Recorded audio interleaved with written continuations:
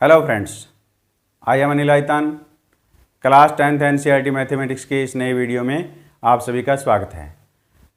Friends, channel को अभी तक सब्सक्राइब नहीं किया है तो जल्दी से सब्सक्राइब कीजिए, बेल आइकॉन को प्रेस कीजिए ताकि नए वीडियो आने पर आपको नोटिफिकेशन प्राप्त हो सके। फ्रेंड्स, इस वीडियो में आप समझेंगे एक्सरसाइज 4.4 के क्वेश्चन नंबर 2 को। क्वेश्चन नंबर 2 जो है परीक्षा की दृष्टि से बहुत ही इंपॉर्टेंट क्वेश्चन है।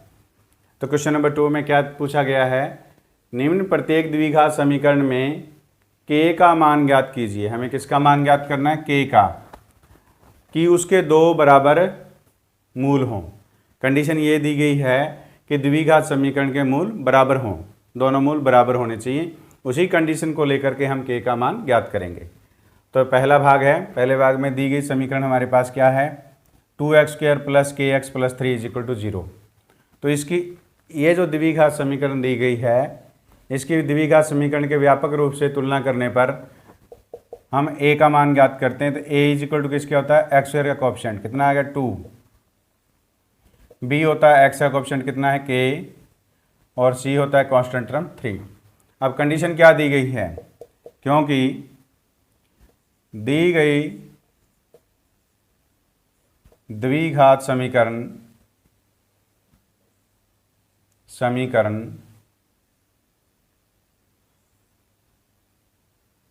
के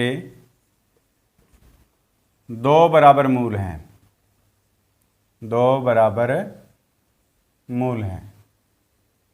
अगर मूल दोनों जो हैं वो क्या हैं? बराबर हैं।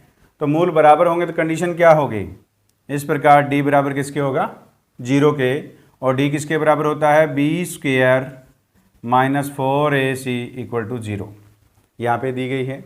तो b की, a और c की वैल्यू यहाँ पे हम रख देते हैं। b की वैल्यू कितनी है? k² - 4a। a कितना है हमारे पास? 2। और c कितना है हमारे पास? 3 = क्या हो गया? 0 के। k² - 24 = 0।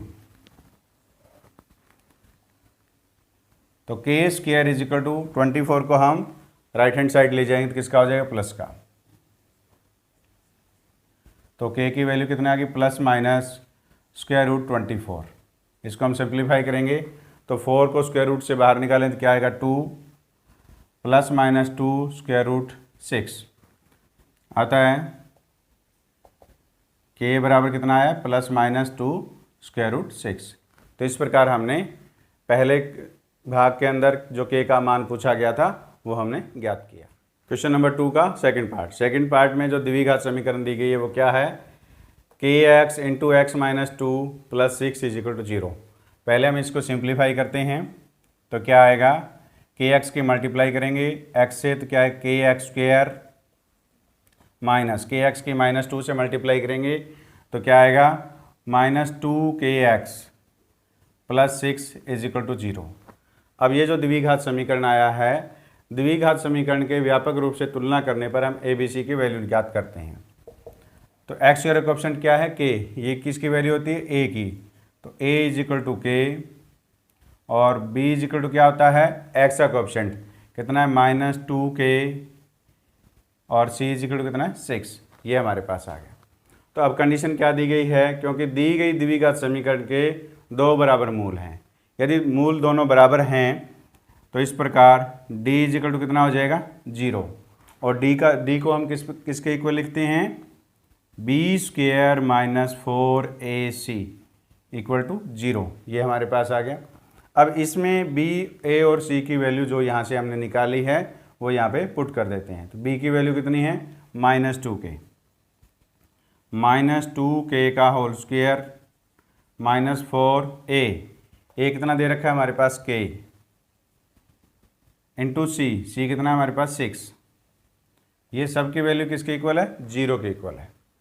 तो इसको सिंप्लीफाई करते हैं तो ये कितना आएगा? 4k² - 24k = 0। तो इस सारे में से 4k कॉमन आ रहा है, हम कॉमन ले लेते हैं। 4k इंटू यहाँ क्या बचेगा? k माइनस यहाँ पे बच गया 6 = 0। या तो 4k इक्वल टू 0 है या k माइनस 6 इक्वल टू 0 है। 4k इक्वल टू 0 या k minus 6 is equal to 0। अगर ये 0 के इक्वल है तो k का मान कितना आ गया 0, और यदि k माइनस 6 इक्वल टू 0 के है तो k इक्वल टू कितना आ गया 6। तो अब यदि k बराबर 0 लें हम, तो ये जो द्विघात समीकरण दी गई है ये द्विघात समीकरण ही नहीं रहेगी, क्योंकि यहाँ पे k का मान रखेंगे 0 तो इसमें इस द्विघात समीकरण में जो पद है जिसकी पावर 2 है वो पद खत्म हो जाएगा, यानी 0 हो जाएगा, तो ये तो संभव नहीं है। तो इस प्रकार हम लिखेंगे क्योंकि k बराबर 0 संभव नहीं है, संभव नहीं है। अब ये संभव नहीं है तो हम k का क्या मान लेंगे 6। इस प्रकार k बराबर क्या है 6। ये हमारे पास क्या आ गया, आंसर आ गया। तो इस प्रकार हमने क्वेश्चन नंबर 2 के दोनों भागों को हल किया। उम्मीद है ये क्वेश्चन आपको समझ में आया है। समझ में आया तो इस वीडियो को लाइक कीजिए, अपने दोस्तों के साथ शेयर कीजिए और चैनल को सब्सक्राइब कीजिए।